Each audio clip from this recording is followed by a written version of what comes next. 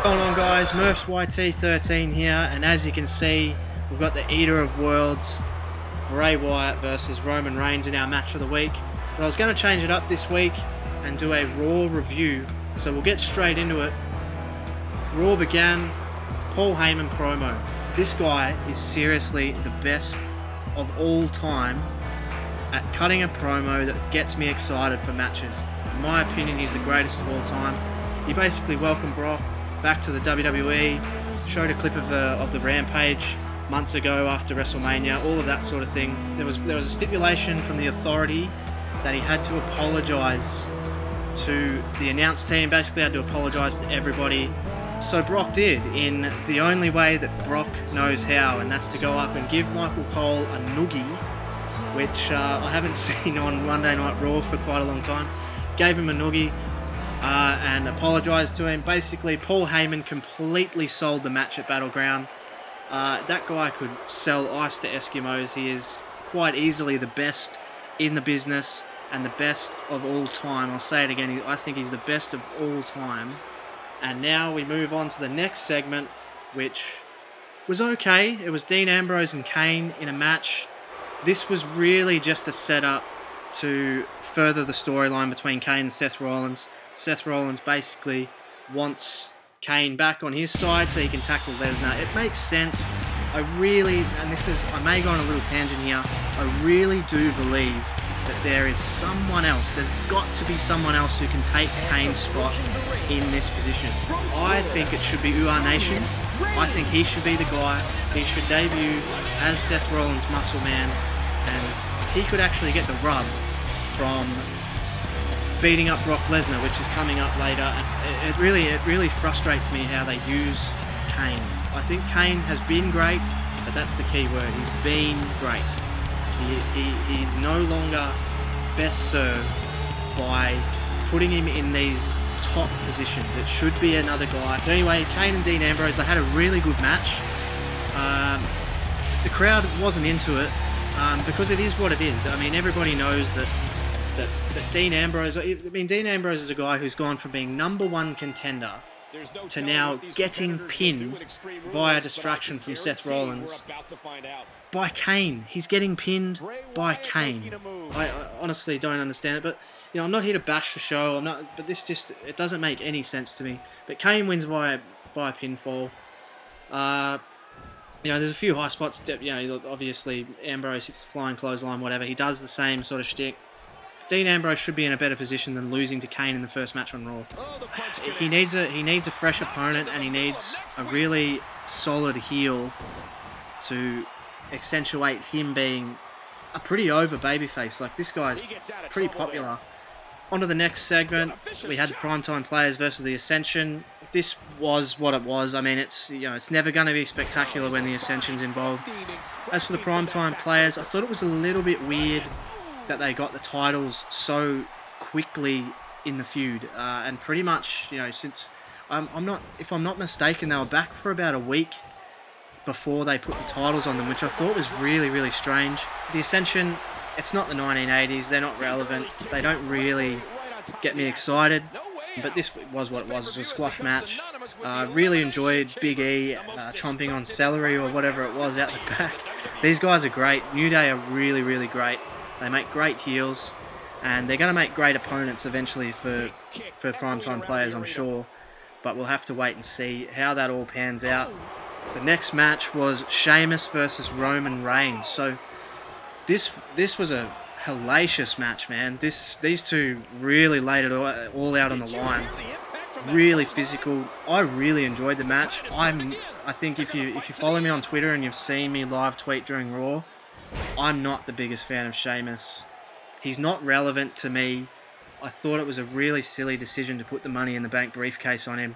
But, if you disagree, write it in the comments and let me know what you like about Sheamus, if you do like anything. Anyway, this match, Sheamus won via countout. I don't know how, because I didn't hear a bell. I didn't hear anyone say anything. I may have missed it. If I have, let me know.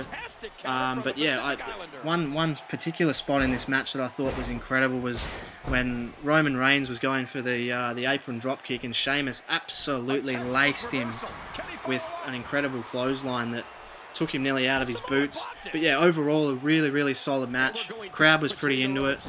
And that's what I've always said about Sheamus too, is he's a really, really great wrestler. But it's just his character that I'm not that into.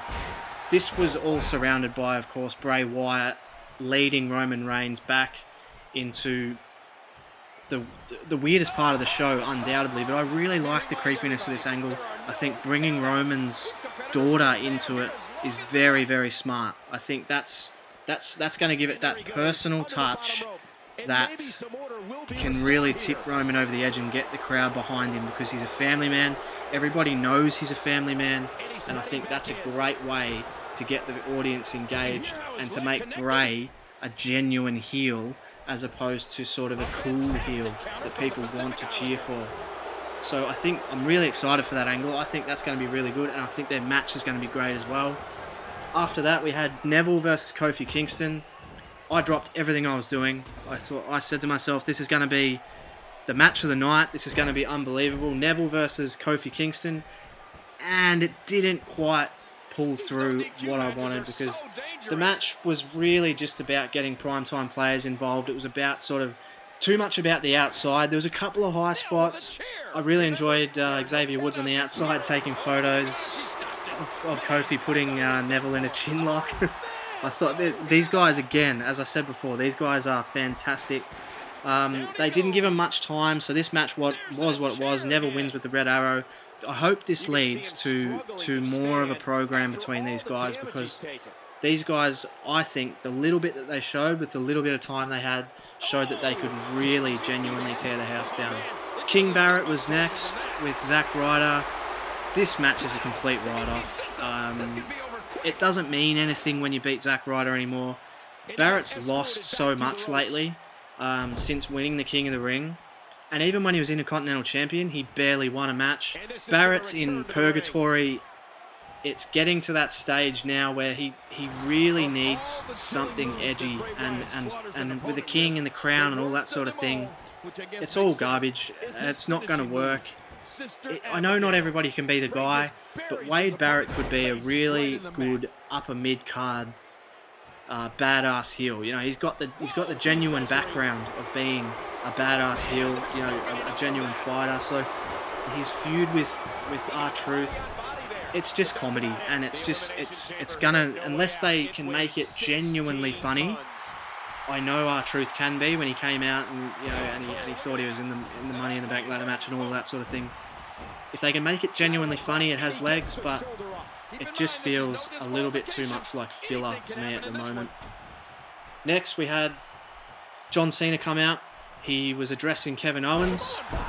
This was really interesting because this was probably the weaker of all of the segments these two had, yet it was still probably one of the best things behind Heyman and Sheamus and Roman Reigns on the show. I thought it was okay. It served its purpose. John Cena really building up Kevin Owens as a really worthy adversary, which makes me worried that they may beat Kevin Owens. John Cena may go over him. It's going to be really interesting to see where they take this. I'd really like to see Kevin Owens win the feud, obviously, so it can establish him as one of the top guys in the company. And their last two matches, absolute classics. I think both will be probably in the top 5 matches of the year by the time it's all said and done. It'll be very, very interesting just to see where they go with this. I really, really hope they elevate Kevin Owens and don't just make him another Rusev, because we've all seen what's happened to Rusev. He's completely lost it. He got injured, I know, but they had nothing for him. It was really disappointing that they did that guy as well. Next, we had the Bella Twins versus Naomi and Tamina Snuka. Bella Twins obviously won by pinfall. This match, a complete throwaway. They don't give them any time. They don't give them a chance to really have stellar matches like they do with the girls on NXT. I can understand why there would be some unrest there. This feud means absolutely nothing because they give it no time. They don't give it anything. But after that, we had Ryback versus Mark Henry. You know, this is a physical match. It is what it is. You're gonna get what you get with Ryback and Mark Henry and the Big Show. The Miz is, you know, obviously he's floating around. But this, you know, again, the Intercontinental title, it was so promising when Daniel Bryan won the title, and I was thinking, here we go. This guy's going to take it forward. There's going to be 5-star matches. Not every week. You can't expect it every week, but there's going to be 5-star matches on pay-per-views for the Intercontinental title. It's going to be the title that everybody wants. It's going to be a good fallback for people who aren't in the world title picture. Bum bum. It's not happening. Ryback's not the guy. But anyway, I mean, it is what it is with Ryback, Big Show. They'll have a match. It'll be okay. People will shit on it. Moving on, Dolph Ziggler versus Adam Rose. Again, Dolph Ziggler's another guy that I'm really concerned about. They just don't understand what to do with this guy. But Dolph Ziggler deserves more than a feud with Adam Rose. Maybe if they capitalise properly on the E60 documentary with Adam Rose, this could have a shred of credibility. But in my opinion, Dolph, he's in purgatory. If his contract is up, I wouldn't actually mind seeing him bail on the WWE and maybe put on a show in Japan or something like that. The final segment of the night, Seth Rollins trying to apologise to his former Authority comrades or current Authority comrades, whatever you want to call it. This served a good purpose to bring out Brock Lesnar and really make the Authority look strong. But again, as I was saying earlier, I think there has got to be someone other than Kane who can be in this position. Because Kane doesn't need to be beating on Brock Lesnar. I'll say it again, Uha Nation. Or maybe because Rowan's injured now, bring back Harper, clean him up, put him in the Authority, make someone else other than Kane, Seth Rollins' muscle man. Because as soon as you stand next to Brock Lesnar, you're immediately elevated to someone who is important. So this all happened, it was all, you know, they beat down Lesnar, they hit him in the knee with the chair. They stood over the top of him, posed with the belt. But I really like the fact that Seth Rollins needs someone, but I hope he doesn't over-rely on other people. I'd like to see Seth Rollins more legitimised, because as a slimy heel, you can only get so far before you become a guy who can't win without the help of others, and that's where I think you fall in a little bit of trouble. But anyway, that's my quick Raw review. It's very brief. I didn't want to keep you guys listening to my silly voice talk about wrestling. If you've got any suggestions or any feedback on the review, completely disagree with something, if you completely agree with something, leave it all in the comments or hit me up on Twitter, MurphsYT13. But thanks again, guys. We're over 100 subscribers now. We're small, but we're growing, and I thank you very, very much. And tune in next week for the match of the week next week, and I'll do another Raw review.